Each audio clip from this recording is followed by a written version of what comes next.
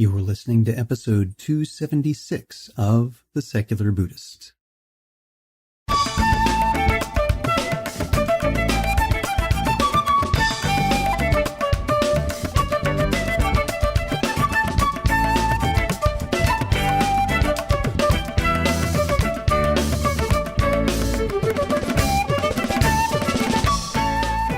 Welcome to The Secular Buddhist. I'm Ted Meissner. The Secular Buddhist is the official podcast of the Secular Buddhist Association, a grassroots-driven effort to answer the needs of secular teaching and practice for contemporary society. The podcast has interviews and roundtable discussions pertaining to engaged Buddhist training and practice, and the SBA website has show notes for each episode along with resource materials. Though the podcast focuses on core practices from a secular viewpoint, more traditional teachings are welcome and openly discussed. Eowyn Ahlstrom joins us to speak about embodiment.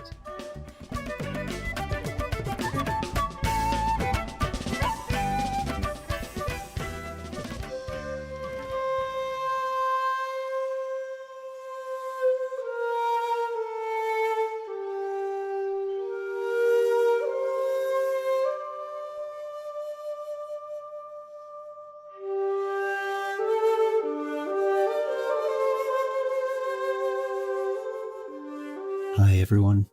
Before we begin today's episode, I'd like to mention that this podcast and the supporting website, discussion forums, our live online practice circle, and other services provided by the Secular Buddhist Association are supported by you. If you find this episode or any other offerings helpful to you in some way, I ask that you take a moment and visit secularbuddhism.org and click on the contributions button.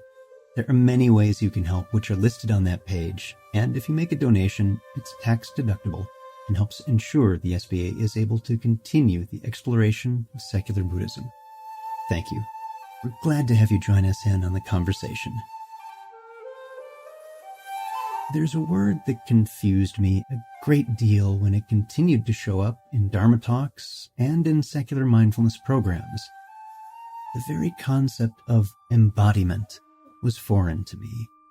Of course, you may be thinking that was due to some dissociation from my own body, and you would be right. It was very difficult for me to deal with this fathom-long form, let alone open to the potential of befriending it. Since that time, the experience of embodiment has been invaluable in my practice of being here, now. Eowyn Ahlstrom, LMT ERYT 500, teaches programs in yoga and meditation and sees private clients for individualized practice guidance and massage therapy sessions.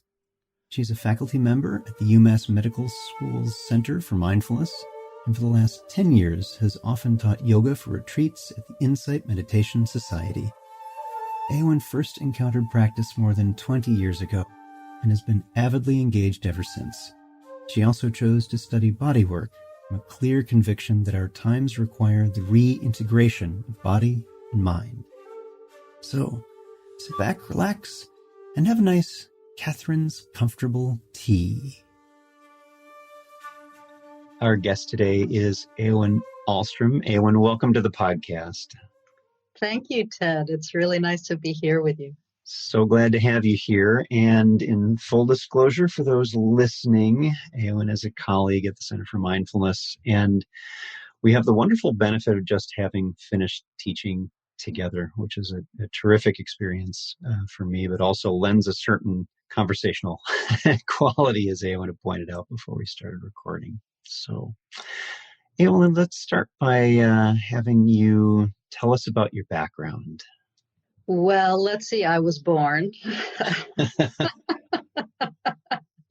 You probably don't have time for a blow-by-blow, so I'll try to stick to the aspects that are relevant. I started practicing when I was in my early 20s, approaching my mid-20s. I grew up here in the Northeast, in Massachusetts, in fact, and went to college. And after college, I moved to a town called Monroe in Louisiana, which was a really different situation for me. I had gone to college in the Northeast, so my whole life was, my whole young life happened in New England. And then in my early 20s, I found myself in the Deep South. And it was a really challenging time for me, really challenging. I did not understand the culture. I felt very much an outsider and very confused about how to proceed. So, how I navigated getting through that time, I lived there for 3 years, was through practice. I came across a yoga tradition that had a strong emphasis in meditation, and I started practicing. And I really feel like practice has saved my life. It's basically like that's the simplest way to put it. So it took maybe 5 years between that initial contact and a huge shift in my life, total reorientation of my life toward practice, not necessarily with the notion that any particular tradition or method was for me, but that between them, the ideas and practices that I was coming across in yoga and in Vipassana meditation, in Buddhist meditation, were giving me a set of tools that I could actually apply on the ground, so to speak, and use to navigate my life in a very moment to moment kind of way. So think it was, so that was maybe 1994, 95, 96, somewhere in there. And then by 2003, I was working at the Insight Meditation Society in Bay Area. I had moved back to the East Coast. First, I moved out to Portland, Oregon, and spent a couple years there. It was great, but moved back east, found myself working at IMS, which, funnily enough, is in the town right next door to the town where I grew up. So that had quite a powerful feeling for me. It's like, oh, I've returned after a decade of living elsewhere, and everything that I seem to need is here. So the sense of not having to travel anymore to find what I needed was really grounding, I think. So I was working at IMS, and it's actually helping to set up programs for Sharon Salzberg, who some of you might know her name. She's a dear teacher and friend of mine. And a woman called me trying to set up a workshop, have Sharon come. And somehow she and I got to talking about the yoga teacher training program that she ran. And she basically talked me into taking her yoga teacher training program. So, this was probably really good timing on her part. I was quite ready to do something like that. And so I spent probably somewhere around 3, maybe 4 years, really deeply immersed in training in that world. And she was a Vipassana meditator and an Iyengar yoga person. So 3 or 4 years really training deeply with her, and then another 5 or 6 years teaching at her center quite regularly, being really immersed in that. And simultaneously, each year taking maybe a month or more of silent retreat time at IMS, where I was working at that time. So, things evolve, right? Over the years, first I went from being full-time worker at IMS, I worked in communications and development there, to being half-time and slowly developing my own practice and my work in the yoga world. And then sort of, okay, now what's next? Trying to figure that out. And Sharon actually suggested that I train in MBSR. She thought that would be a good fit for me. So I started into that training, and now the years are rolling on, right? You're just getting these little snapshots. Lots of other things happen, but trying to stick to what maybe is interesting to your listeners around, like, how did you and I wind up sitting here in 2017, from those initial interests that I had in practice. So trained in MBSR, wound up working and teaching at the center. So somewhere in there, it came to be that because I think I was very deeply immersed in Vipassana practice and was a trained yoga teacher who was trained by somebody who was also a Vipassana practitioner, as IMS began to include movement and yoga practice in their offerings, which they didn't used to do. When I started there, there was not very many retreats that had what sometimes get called mindful movement there now. I started to be asked to teach yoga at IMS. And so I've been doing that now for a decade. It's a really lovely way to be involved in that community. I get this topic that we've chosen, Ted, embodiment. And embodiment, particularly in this whole secular Buddhist world, this has just been a huge, it's just been a really big thread in my own practice. So I'm checking in here. Yes. Have I left out any pertinent details? Is there anything you really want to know? Well, that's a good background, and I think folks who are listening here are familiar with IMS and the various places that you've mentioned and the work that you do. What I do want to do is dive into that topic of embodiment.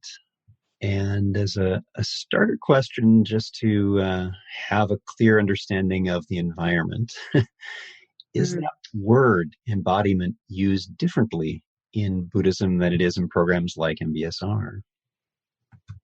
So, the simple answer, Ted, is yes. Words are used differently depending on who uses them. All words, and I love that you use the word environment in the question that you just asked, trying to locate the question in its environment. Because I think that actually is a key aspect of embodiment. Environment is a key aspect of embodiment. And funnily, the Center for Mindfulness and the Insight Meditation Society are only 23 miles away from each other.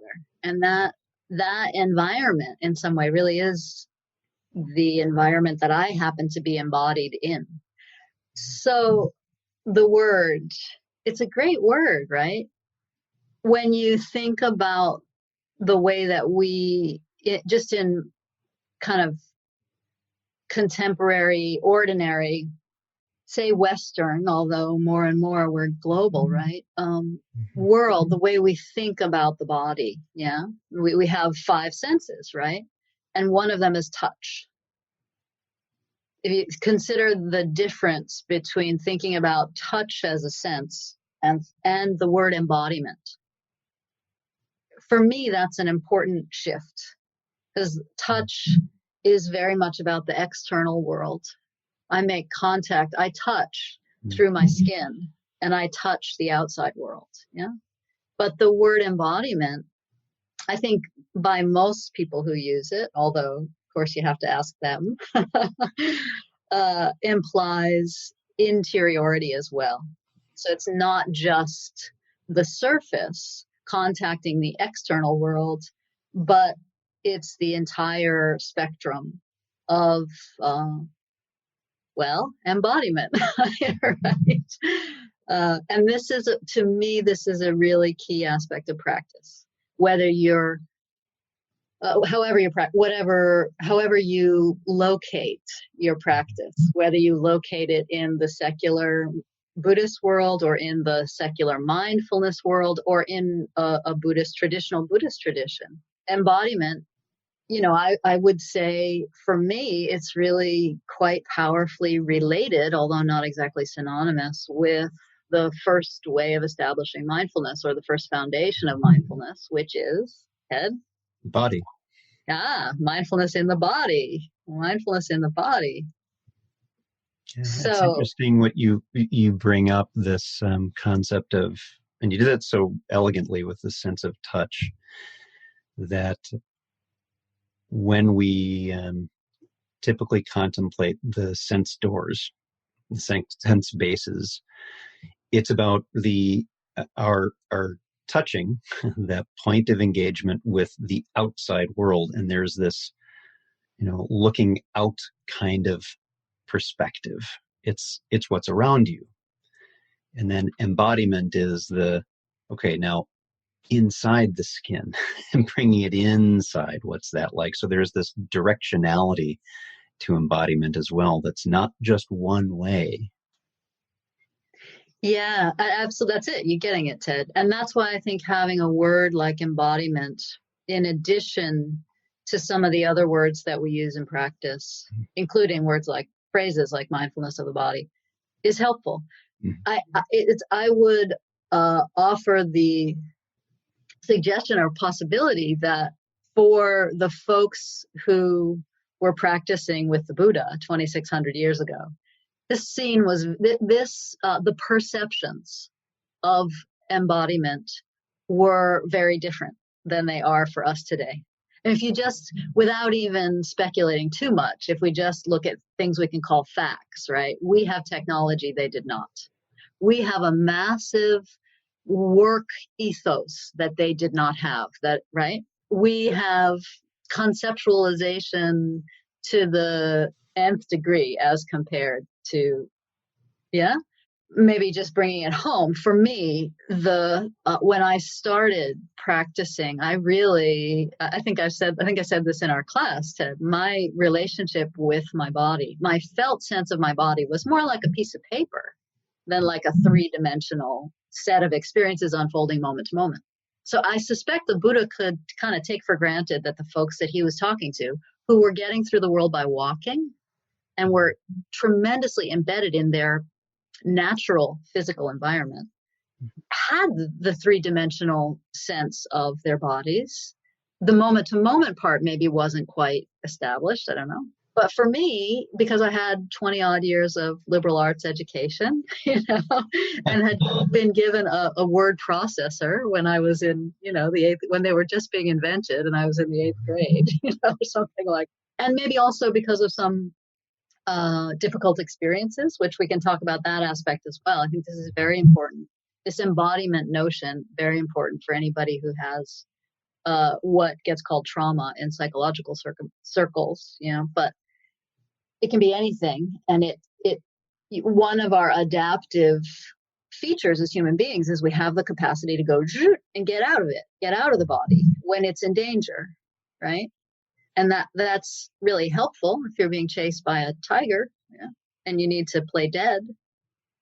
But it's not so helpful when you're endeavoring to be intimate in a moment-to-moment, non-judgmental way with your body. And so learning to re-inhabit the 3 dimensions of the body. And it's not just the 3 dimensions, it's also the moment-to-moment, right? Which implies time, right? So 3 dimensions, 4 dimensions, 3 dimensions and moment-to-moment. That's a rich, non-thought-based body of experiences that, if we can unhook them from all our many judgments about bodies, can start to form an extremely powerful base for practicing mindfulness. Mm-hmm. And without it, I think the other ways of establishing mindfulness are hard to handle. Yeah. When you describe this difference between how things may have been 2,600 years ago and they are today, and that touches on this idea of a culture base is also an influencer on this environment we find ourselves in. And I'm wondering if you have the impression, and I'll go on record saying I do, that my expectation is the conditions we're in today foster our being more living in our heads than living in our bodies. Yeah. What do you think? I agree. And I think there's some, we can cite anecdotal evidence if you like. It's James Joyce, right? A lived a short distance from his body. Yep. I think that was probably a lot less possible when you were living in a culture like the one that the ways of establishing mindfulness were born in, where, you walked on the ground to get wherever you were going, mostly. Yeah. Or you went in a chariot, a very bumpy ride. Hard not to notice. So what's the value of embodiment? Why is it important? Why sit Well, down? don't get me started, Ted. So what's the value of embodiment? Okay. Why do we care? Oh, well, I think partly, I can just give you a list of words and maybe then you can ask questions about them. Groundedness, rootedness, location. That's why we care. But also, have you noticed that your thoughts are really capable of lying to you? All the time. So that's a tricky situation. If you're going to rely on your cognitive base only for your practice, how are you going to test whether the information you're getting has any basis in reality? Right. I'd say not even just in practice, but in life, basing Well, solely on the intellect might be doing a disservice to a wide range of very valuable information about what is going on in your life yeah, at this moment. yeah. So part of why I think the yoga world has been such a great influence in my life is because the notion that practice happens in life is rather more, it's actually like MBSR, that we don't separate. Whereas in more traditional Buddhist context, the notion that real practice gets done on retreat. Yeah. Now, I'm somebody who's been going on retreats for a month or more of a stretch for the last 12 or 15 years. So it's not that I don't value that. I value it tremendously. Right. But if my life is my practice, which for me it is, both in retreat and when I'm sitting in a meeting at the Center for Mindfulness, for me, the most effective, reliable, supportive method that I've found for reestablishing presence of mind and sustaining presence of mind is through the non-cognitive knowing that the body provides. And I can tell you words to describe it, like pressure, rhythm, heat, coolness. You've probably heard these words and you've probably heard them applied in practice. Now, the challenge, the issue for me was and is less and less, I'm happy to report as the days wear on, that the head will very quickly say to the body, oh, I got that. I know. Pressure. Oh, yeah, I know what that's like. Okay, let's move on now and get to the real important stuff. What do I think about it? Who gives a shit? Forgive my language, what you think about it. Really. And not that I shouldn't, I don't mean to, obviously the mind and to some degree thinking is a very important aspect of practice. So I don't mean to dismiss that. I just know from working with lots of people and from my own experience that our tendency to overweight that and to find, I was just listening to something about, there's two kinds of bias. One is actually called desire bias, which is so interesting. If you want something, you'll find evidence to support Confirmation bias. Confirmation bias and desire bias. So they're now starting to tease these out, Ted. Mm. So confirmation bias is that just that if we believe that the mind is more important than the body, we'll confirm that everywhere we go and miss the opportunity to have the support that the body can provide. But desire bias, if we want the mind to be more important than the body, then doubly so. Yeah, so it's very interesting. It is interesting, this privileging of the cognitive ideal. That as you were describing this, oh, I got this, I know this is a touch, but what do I think about it? I was considering participants in a mindfulness program going through the same recording of body scan again and again for half an hour, 45 minutes or more for weeks. And how often in my own experience with it, that comes up. I got this, I know this, the next word, and let's move on. And suddenly you're not embodied. That's Or right. you're in the realm of thinking. And that can be so very subtle and sneaky that's when attention is gone.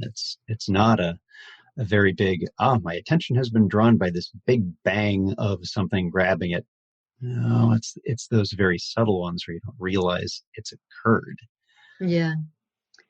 Yeah. So when do we notice the body, right? Well, when it hurts. And do we like that? No. So in a way, we may have a kind of a built-in negative bias against embodiment that we need to navigate if we're gonna. I like to use the phrase "flesh out our practice," Mhm.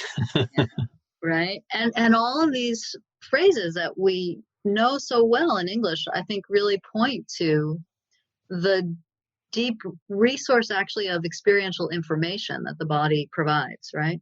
There were butterflies in my stomach. I was standing tall. These kinds of phrases are like reminders in some way of the kind of power that the somatic sense, and this is another, so embodiment is one word, right? Somatic, and going back to what is it, Latin or Greek, right? Soma, psyche, right? These, so soma meaning body and psyche meaning heart, mind, or spirit, territory of the non-material, right? Yeah, it's just really easy to overlook, and so I emphasize it a lot in my own practice and in my teaching. So I want to move on to another question for you about, as you're bringing up this challenge, that the body, when we notice it, when it hurts, so we've got this built-in habit of maybe shying away, maybe inclining away from sensation. And I'm wondering if you've noticed some other common difficulties meditators have with embodiment, and that's a big subject that can fall into a number of different categories. Yeah. Well, so the one we've identified, yeah, is that's the first hurdle for sure.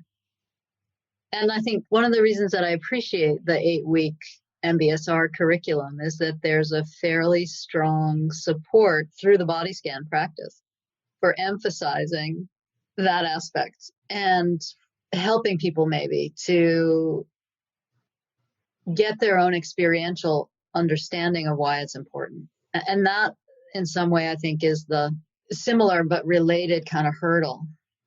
Me telling you that there's value in being aware of the body moment to moment in a non-judgmental way as a living, breathing process, set of processes that's directly feelable is not anywhere near the same as you actually spending enough time feeling it so that you become, what am I going to say, internally convinced that that's useful. Yeah.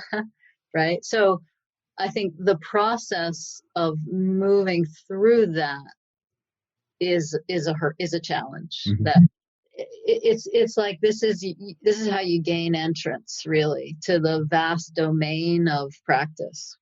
It's a finger pointing at the moon, and until you can actually experience the moon for yourself, or more simply, another metaphor I like to use is, if you've never had chocolate before, I can describe it as much as anyone can describe the luscious, wonderful, delicious, rich flavors of chocolate, and it's not the same as, here, just have a piece. Yeah, Ted, even hearing you say that, I'm aware of the distance between the words, chocolate and luscious. Luscious sounds nice. Yeah. But, hearing it and experiencing lusciousness, those are not at all the same. And so that's actually interesting, so back to the senses, we're talking about at the beginning, the sense bases or the sense spheres. I have one teacher who calls them sense spheres. I like that. And says that the two really big ones are body and mind, and that seeing, hearing, smelling, tasting are kind of smaller in some way, right? Because they're so specific. So back to the senses, I would say that different sense doors have, for me at least, as a practitioner, different support that they can provide in how we relate with experience, right? So we know that we're we know from John Kabat-Zinn that we're supposed to relate non-judgmentally to our experience, and we know how hard that is, right? Thanks to thinking, which is just, this pesky like magician in the middle of our lives trying to conjure all kinds of crazy stuff. For example, seeing. For me, seeing can be really helpful to give me if I need a little distance from experience in order to get perspective on it because I'm like too involved, seeing is really helpful. If I need to get a little closer to things because there's a sense of disconnect, then embodiment, feeling, is extremely helpful. Hearing. So hearing does not have any sensation involved in it.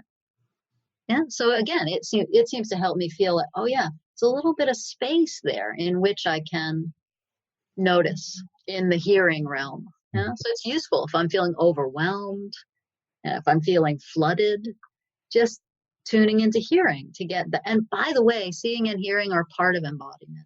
Yeah, tasting is part of embodiment. So in a way, you can distill those 6 sense bases really down to 2, right? Materiality and mentality, sometimes called. Namarupa. Indeed, for those who like Pali. I have enough trouble with English myself.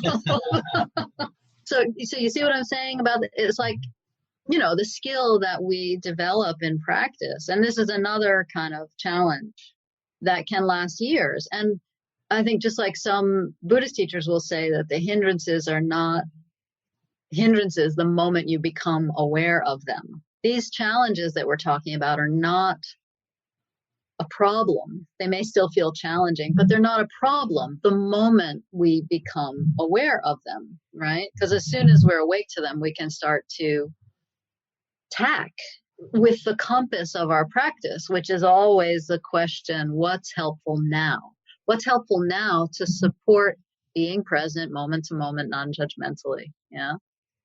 So body is really helpful to support us in getting used to life as a moment to moment unfolding, right? We can really start to just not be bothered so much anymore by the fact that the neck is sending a shooting sensation up toward the head, and that there's some tightness across the chest, and that the fact of the butt sitting on the chair is maybe a neutral tingly kind of experience. We can start to just really get used to all that and comfortable with it more and more and more.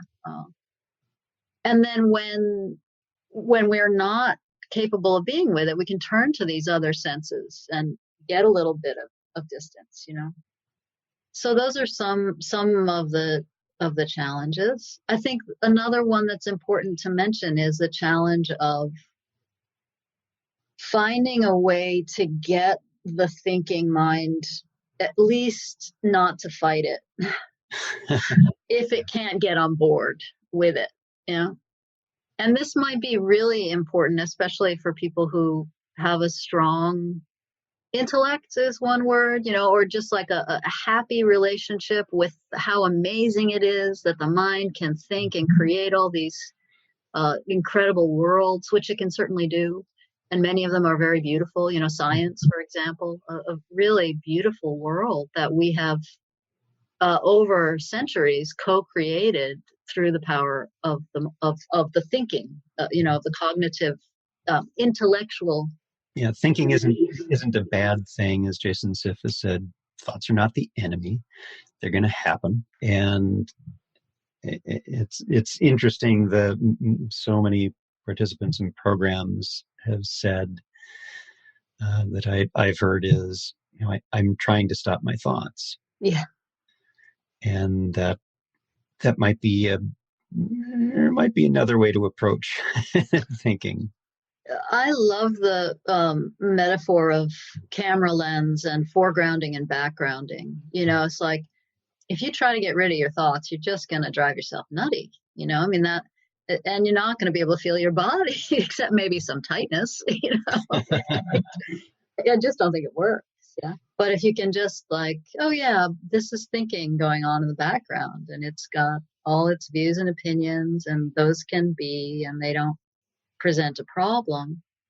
And foregrounding the somatic experience, foregrounding embodiment, just be really grounding for that whole,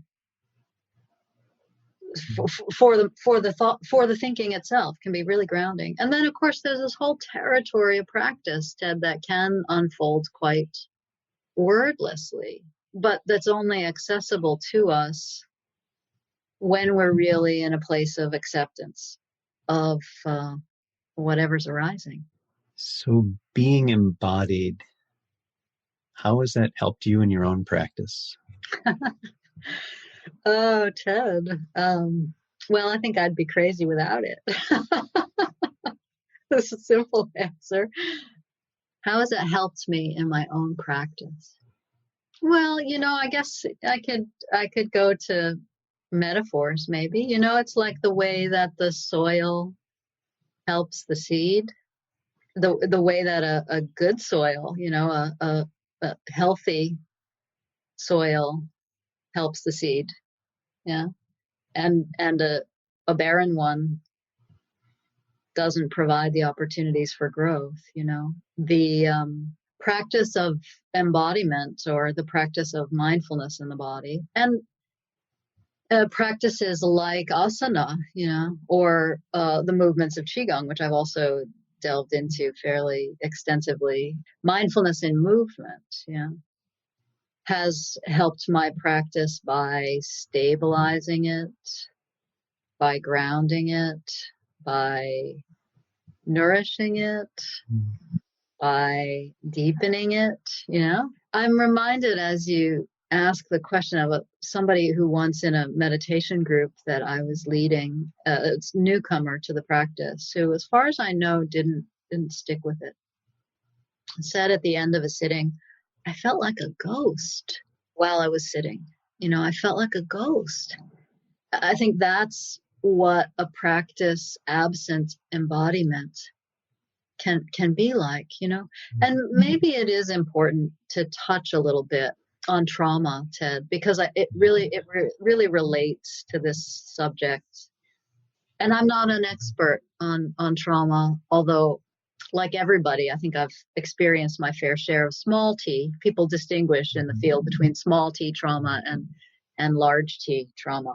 So war, large T. Second grade teacher hit my hand, maybe small t, could be large T. Partly it depends on how it is received by the embodiment, actually.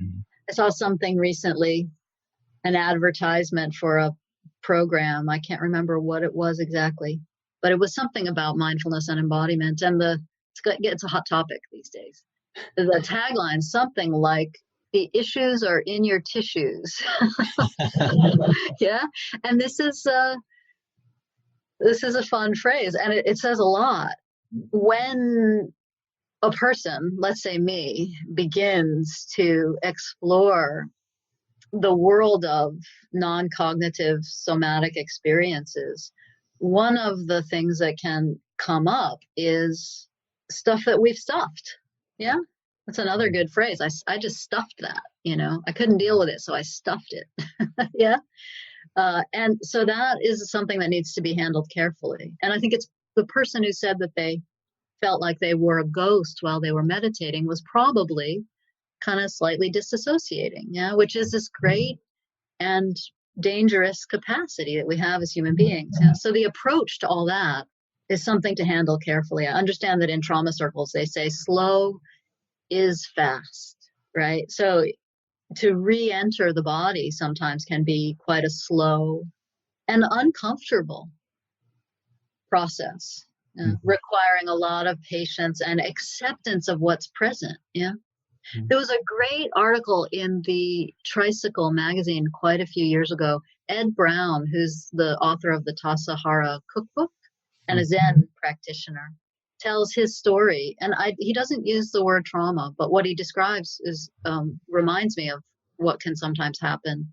So he was practicing in a Zen lineage, right? And he was asked to just sit and know he was sitting, right? Nothing more than that. And what he found was that if he was really going to follow that instruction, his body was going to shake and tremble and move. So I, early in my practice, asked the teacher, if my body moves a little bit, is that okay? And they said, no. No. For me, that was actually a really bad instruction. because basically what they were telling me is you have to freeze your body, right? If I was going to relax, my body would move, because there were things that were unresolved that moved involuntarily. So there's something that's, I think, important and interesting about the distinction between what is perceived as voluntary or volitional movement and what is perceived as involuntary or non-volitional movement. You know, if my arm goes like that and I didn't do it, am I moving? And what place do those kinds of involuntary movements have in practice? For me, over the years, I've come, the guiding light really is what enables awareness to be established. And if that includes involuntary movements, as long as I'm not in the Stop and Shop or, that's okay by me, because I trust the body to be taking care of itself. It does a far better job of taking care of itself than I have ever done of taking care of it, if awareness can be brought in to listen, to actually listen. So what was the question? I've totally lost track of the question. Just how it's helped you in your own practice. Oh, yeah, immeasurably, Ted, immeasurably. Something else that you mentioned has bearing on a topic that's really come up a great deal this week online is this. You mentioned getting instruction that might not have been the best instruction for you. And this leads into an idea of teacher competency, which we've spoken about on this podcast before and another one, in the idea of care for participants in programs that we have. Mm-hmm. This is in light of a discussion that those who are listening to the podcast may have seen the post that we put on our Facebook about a recent event of a young woman who committed suicide sometime after experiencing difficulties after going on her first retreat, so first experience with meditation. And there are indications, again, no hard statements about this. It is a thus I have heard moment. Indications that some challenges arose early on during the retreat that may have contributed in a significant way to this tragic event. So, Eowyn, I'm wondering if you might just share some of your thoughts on the nuance and the subtleties and the depth of what can occur for participants in a program. It doesn't need to be even a retreat setting, and teachers navigating those and being sensitive to them, how embodiment might play into that. Yeah. Well, thanks, Ted. That's a that's a heavy question in some ways, and it's important. There's a few things that I would say, and I would start just by saying that I'm talking about my experience, and that's all. So my perception of our situation is that many of us are looking for an answer from outside of ourselves. And in a way, the topic that we chose for this conversation, Ted, is really about that. Embodiment is potentially an invitation to begin to seek the so-called answers, which in some ways turn out not to be answers at all, within. And this may sound really familiar, right? Going back, way back. Who said the kingdom of heaven is within? Was that Jesus? So was he talking about embodiment? I don't know.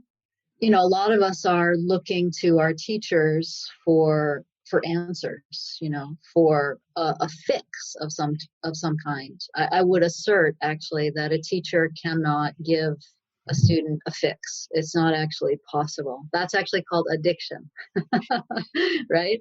That's a relational form of addiction, where the student gets a fix from the teacher and then feels like they've got enough for now, but has to come back next week to get it again.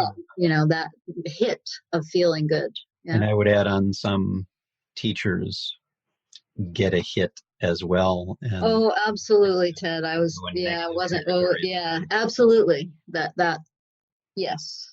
And that's part of, I think, what's so dangerous about relational addiction is that it can be a real two-way street, and we can feed it together. So how do we not do that? Well, if we agree that not doing that is important, or that we want to wean ourselves off of that particular drug, I would say the way that we not do that is through embodiment, because we don't actually need each other in the way that we think we need each other. We're definitely social creatures. We need each other for sure, but not in the way that we think we do. Yeah. And so by training in mindfulness of the body, by training in recognizing that there is a kind of contentment that doesn't rely on having what we want, it doesn't rely on thinking, and it doesn't rely on getting a hit from any kind of drug, whether it be another person or an ice cream cone or heroin. That's embodiment training. To me, that's embodiment training. So, oh, I'm really sorry to hear. I didn't know about this person who committed suicide, and I know that I have been through my own, dark nights of the soul, as Willoughby likes to call them. I see you raising your hand. You've been through yours. Yeah. A teacher can be a good friend when any one of us is going through that kind of dark night. And ultimately, every one of us has to take responsibility for our own lives. And this is so hard for us to understand. It's so hard for us to understand this. It's taken me all this time to really get this. I am responsible for my own living, breathing body life, and you, Ted, are responsible for yours. And we can collaborate. And if I have more experience than you have with something, I can guide you. And if you have more experience with something, you can guide me. And, we're all doing I hope, we're all doing the best we can. The other thing is, it's very hard to accept, but it is the first ennobling understanding that we develop. Life is messy and things go wrong and bad stuff happens all the time. And that's somehow part of nature. And that is the nature of our work, what we do in our lives, not the work that you and I do as our vocation, but the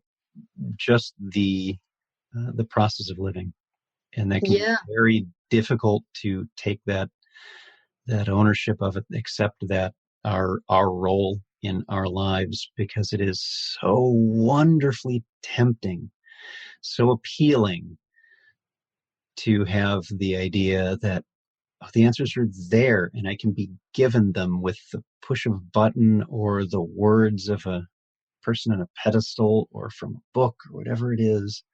Yeah. Understanding how very appealing that can be.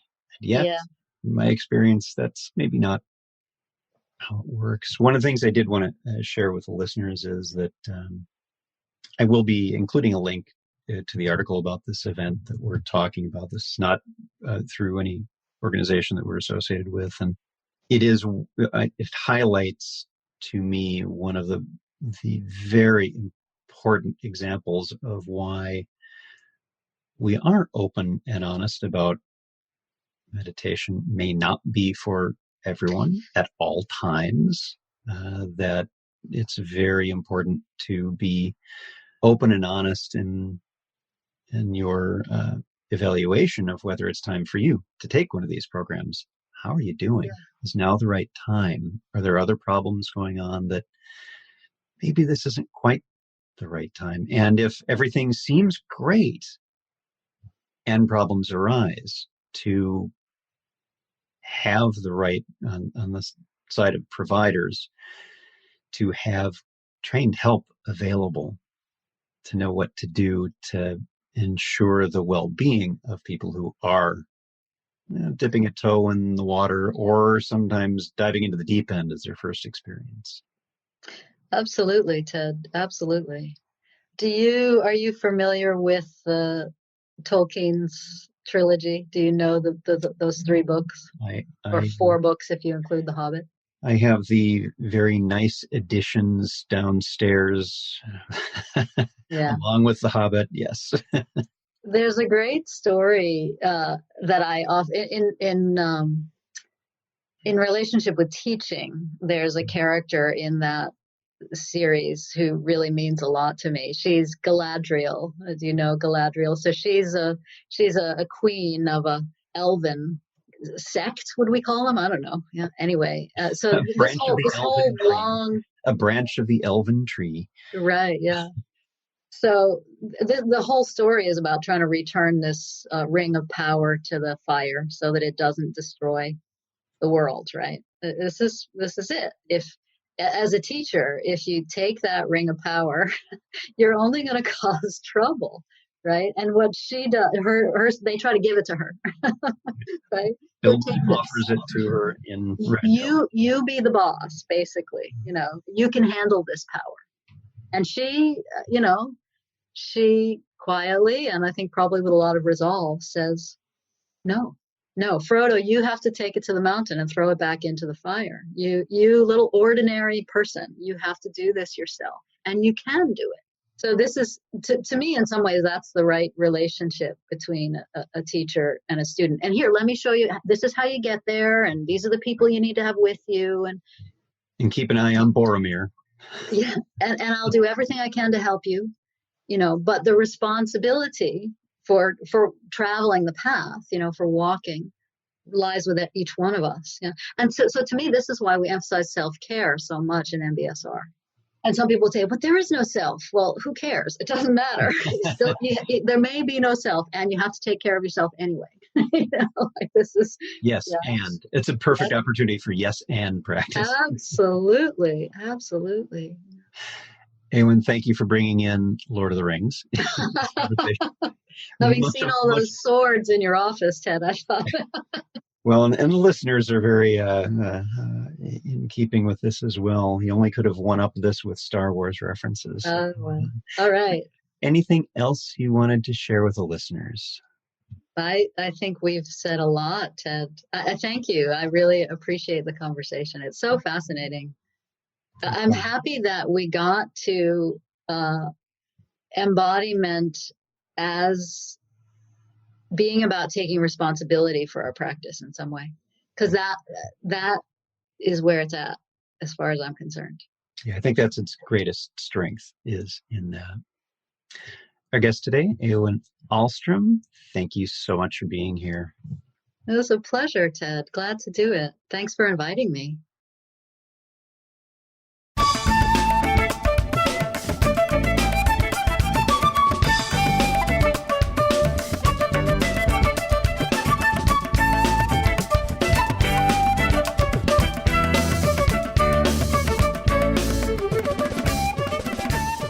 Thanks for listening. If you'd like to hear more about something you've heard in today's podcast, please come visit the SBA website at secularbuddhism.org, and you'll find an entire webpage devoted to this and every episode.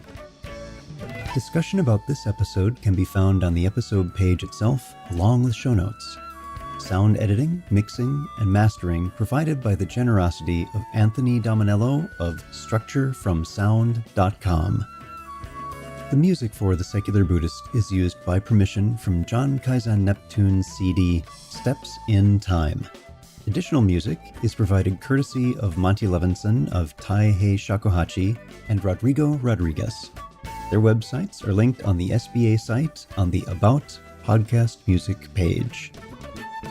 Until next time, remember, every moment you have a choice. Make it the best you can.